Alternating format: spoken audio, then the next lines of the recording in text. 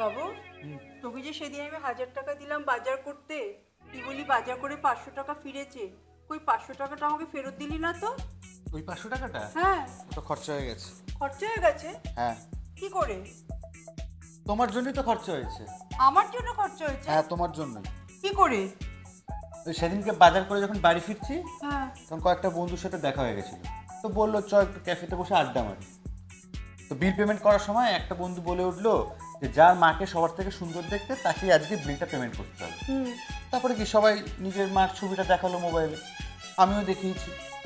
তো সবার তোমার ছবিটাই পছন্দ হয়েছে, সবাই বললো আমার মাকে নাকি সবার থেকে সুন্দর দেখতে, তাই আমাকেই বিলটা পেমেন্ট করতে হলো। ওখানেই তো 500 টাকাটা খরচা হলো আমার। আমাকে সবার থেকে সুন্দর দেখতে? হ্যাঁ, ও ঠিক আছে, মাঝে মাঝে এরকম 500 টাকা লাগলে আমাকে বলিস। ঠিক আছে।